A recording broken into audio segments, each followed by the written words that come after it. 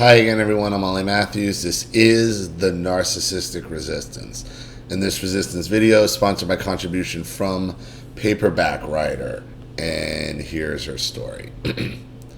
Hi, Ollie. As you know, you've done several videos for me, and I'm always glad to contribute to support the channel. In some of the videos, I mentioned my former mother-in-law, Molly, but I don't really think I went into depth about her nor how much I hate her. When I watched the Virginia Chronicles, you could have been describing Molly. Oh, wow. When I first met Molly 35 years ago, I thought she was a nice person, but my opinion changed after a few short years. When I got engaged to my narc ex-husband, she told him that classy people didn't wear wedding rings anymore because they were out of fashion. What? Keep in mind, Molly is 5 foot tall and has weighed over 300 pounds. She is so big, she can only wear homemade muumuus. Oh, hot. The muumuu look. The muumuu look is always awesome. She looks like a waddling circus tent. She offered to pay for the flowers at my wedding, and she and I went to her gay best friend, florist, to pick out the flowers. Before anyone gets it twisted and thinks I'm homophobic, nothing is further from the truth. My oldest daughter is gay and married to her wife, Cindy. I love having them in my life, but the florist, John, is the kind of gay man who makes everyone uncomfortable with his overt sexuality. Molly always sat back and laughed when he'd prance around and gross everyone out. And these are the type of gay guys that narcissistic women love to fag hag around. These are the type of gay guys my mother gravitated towards. This is because my mother, Drunky, is a fag hag. And these are the type of gays that the ones who every sentence out of their mouth is something sexual. Everything is about them being gay. Every word, every sentence, that's it. And they are nothing but drama. They are true drama queens and chaos. Now, am I saying this is all gays? No, absolutely not. It's these fags are the worst. They are terrible. They are terrible. Oh, they just live off the drama, and they're always surrounded by the worst type of narcissistic women like my mother and grandmother and their ilk. They just suck off the drama. They love it. They love it. So yeah, I know what you're talking about.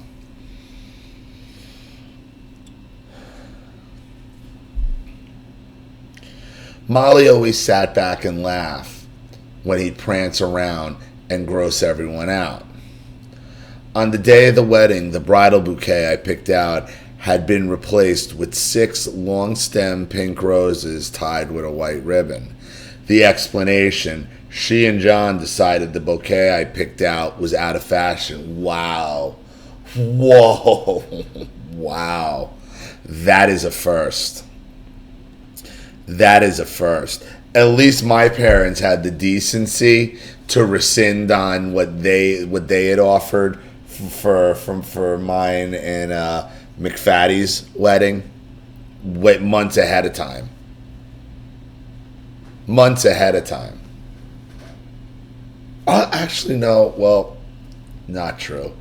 Not true. Because they made us pay. They had said they were going to pay for the limos and then didn't. And then I had to get a limo at the last minute, and then it ran over, and I didn't have my wallet on me, and then I had to ask her father, because I didn't have my wallet, I didn't have my American, I didn't have my Amex card, and then I had to ask her father, and he was pissed because he said he was going to pay for that. So that was my surprise, and your surprise was literally having the bouquet snatched out of your hand. That Only a fucking gay drama queen and a narc woman can do, working together can do shit like that, man. Oof. Snatch the fucking bouquet out of your hand. Wow. Like, wow. That is a first. Not only had they switched the bouquet, but my wedding colors were lavender and white. Nothing was pink. I didn't say anything. I felt I couldn't because she'd paid for the flowers. Then tell me, you know, and we do this, like, especially during weddings. Oh, well, she's paying for it. This one's paying. It's such a it's such a violation. Because the day is supposed to be about you, really.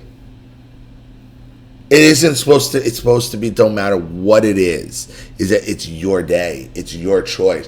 That it's supposed to be an honor to pay for the flowers and pay for things to make the bride fucking happy. It's about making the bride happy.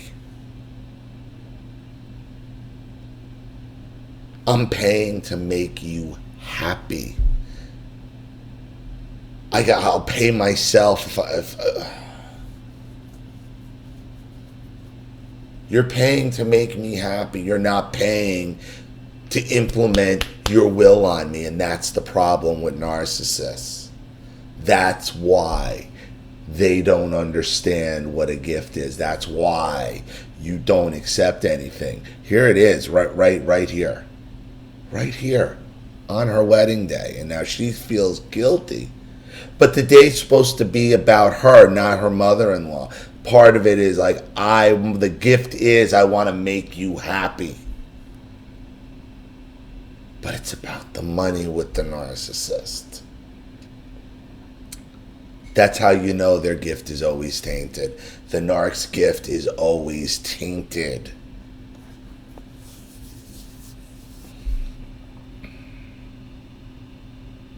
It's so unfair. It's so unfair because they put you in these impositions. They put you in these places where you feel like you're crazy or you're going to be the bad guy. And what if they back out and now my days are... Because they get you, they take you so far where you can't back out. It's so fucking manipulative.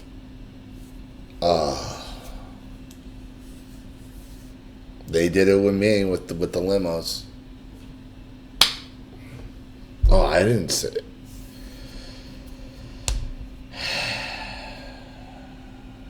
Can never go back.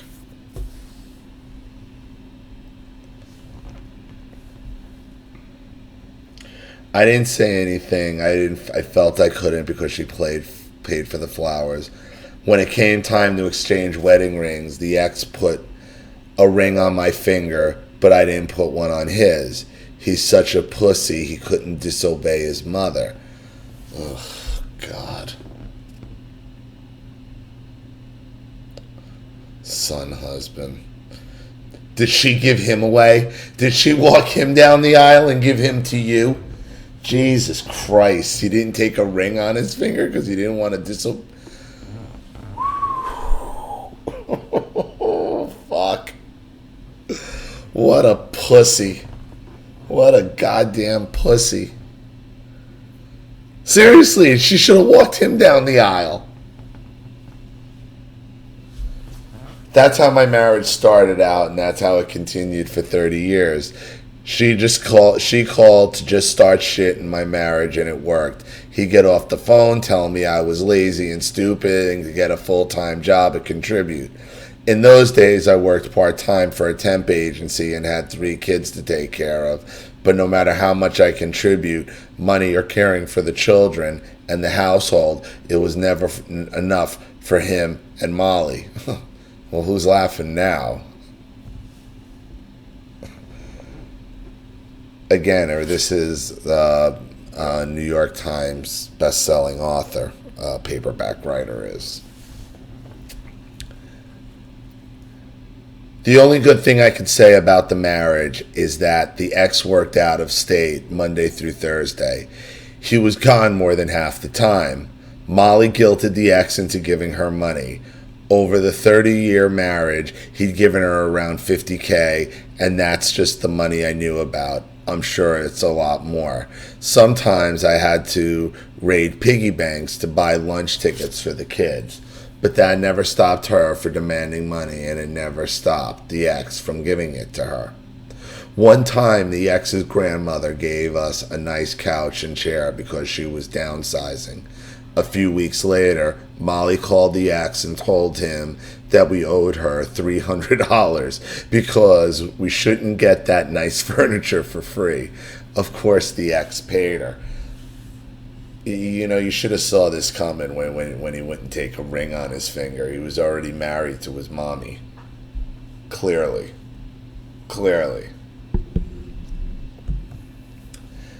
Every time someone that she knew died, she'd insist that she'd been promised money, but the person's family was greedy and cheated on her. Oh, so it's his responsibility to make up the difference. It didn't matter if the connection was tangible or if the person had a wife and children and grandchildren. Molly was entitled to their money. It always amazed me that the greediest person I'd ever known called other people greedy. Well, you know, that's what they do. Project.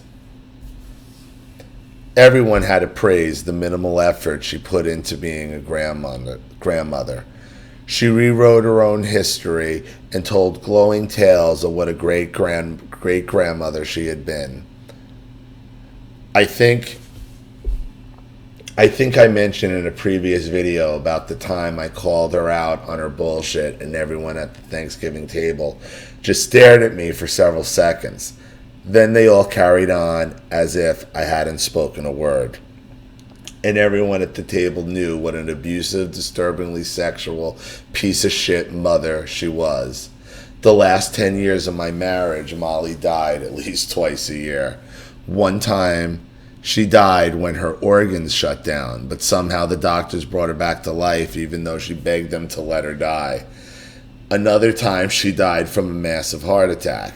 Again, the doctors brought her back to life against her will. Every time she died, it was from a different illness, but her routine was always the same. She'd be one breath away from dying. Her kids would rush to her bedside. The doctors would perform their miraculous healing, and she'd be released from the hospital after lunch the next day. She had a DNR, but always called an ambulance. My father had a DNR, and the first thing we were told is not to call an ambulance because the EMTs have to try to resuscitate and transport to the hospital. That is absolutely true. It caused an issue when I was a firefighter. We went on a call. We go in, the guy's on the couch coded out. We started doing compressions. The cop comes in, he starts like twitching out and go out. He's like, what the fuck? It was a DNR. I'm like, what? He's like, do not resuscitate, I'm like, dude, we do not follow DNRs. And it was this whole thing, and I was right, he wasn't, and it wasn't pretty for a while. Cops don't like to be told they're wrong, even on a medical scene. So, but to her point, yeah, absolutely. There's no such thing as a DNR order for EMTs. You have to resuscitate. You're not allowed to follow them. We were told to wait an hour and call the mortuary. Oh, jeez. I'm sure she and the 60-year-old daughter who has lived at home all her life were told the same thing. You should have started sending her brochures for like coffins and funeral homes and shit. I wish. Keep in mind that the EMTs or firemen who showed up had to haul her 300-pound ass out of her hoarder house. Yes, she was an extreme hoarder. She had 9 storage sheds and a house filled with her treasures, not to mention cats. My ex is horribly allergic to cats, but she didn't care. He grew up with at least 5 cats at any given time. Her house reeks of cat urine, and she always has rose potpourri burning as if it can hide the stench. It doesn't, and her house always smells like a rose bush soaked in cat piss. Lovely. Hoarders are, it's one thing after another. I mean, because my mother is without a doubt going to become a hoarder. Because she will end up killing my father. And that house will be hoarded out within a year. Within a year, both houses will be hoarded out. She'd probably sell one. But she would hoard out, go fucking batshit, start fag-hagging again. It's amazing how they live identical lives. Virginia had that house completely hoarded out. Completely. She had 9 storage sheds and a house filled with her treasures, not to mention cats. Oh, wait, hold on. I already got that one. On the 23rd of this month, my son called me to say that his father had called him and Molly had died. We scoffed and laughed and predicted she'd once again rise from the dead, and be back home the next day after lunch. But then my middle daughter called me to tell me it was true. After years of getting our hopes up, I think she really died this time. My son said he's not falling for her tricks again, that she's teased us with the promise of death for so long, he isn't buying it. My oldest daughter just laughed and said, good, that bitch needed to die a long time ago. Ollie, if she really is dead, I think she planned it. She owed a lot of people money from her greedy schemes, and she had no way to pay. I think her family wasn't rushing to her bedside any longer. I think she purposely died on December 23rd because she loved to ruin Christmas. By dying on the 23rd, she'd be the topic of conversation at holiday gatherings. She craved attention, and everyone would have to say nice things about her because she was dead. I know this sounds crazy, but to me and my 3 kids, it sounds completely rational and very plausible. She didn't have a funeral, so my son isn't convinced she really died. He said, why would she die when she can live and torture everyone for a few more years? He has a point. I'm not certain that the old bat really bit the dirt this time either. Thanks, Paperback Writer. I don't know why this is so goddamn funny to me. Oh, God.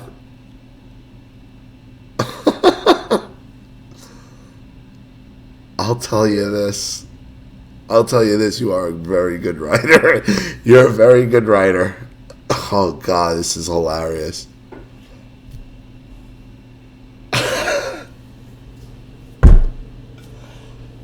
Oh, if Virginia could have plotted her own death, if they could fake their own death, they would.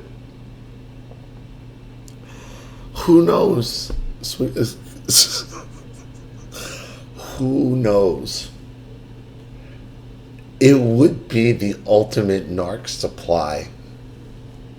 Honestly, it's brilliant. Around Christmas time, no less. Oh my Lord. Could you imagine the fucking supply?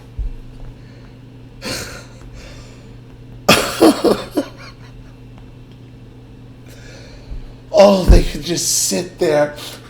Could you imagine them sitting at the back of their own funeral? Like I could see Virginia just sitting there with dark glasses at the back of her, like watching, making a note of who's crying, who's not. Oh, the fucking supply. Oh, and they would rise from the dead. Oh, I've come back.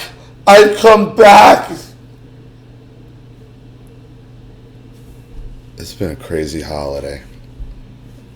I almost used your real name. I've almost used your real name a few times. Holy shit, this is funny. I don't know. Honestly, I don't know.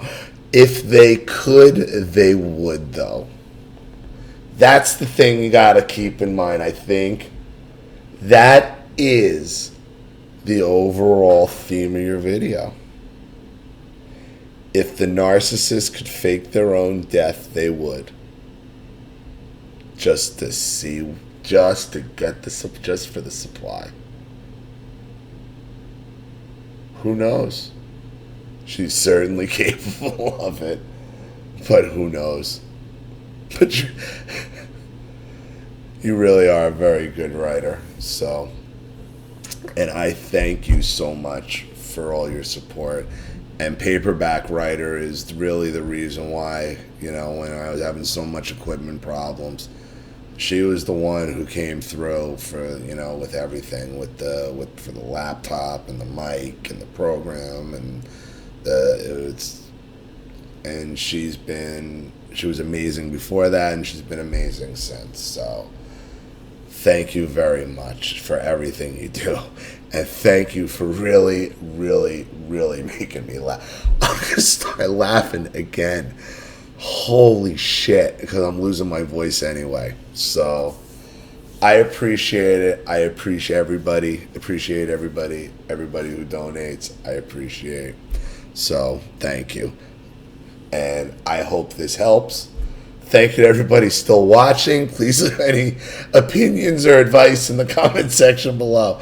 And again, if you want your story read on the channel, you have a topic you'd like me to cover, a narcissist you'd like to expose, you'd like to set up Skype, a phone call, have a private video made or a Facebook live chat, or you'd like to sponsor a video like this for someone who needs help and can't afford it, or just make a contribution to the channel in general to keep it supporting, growing, expanding, and surviving, because this channel goes 100% on contributions from you guys.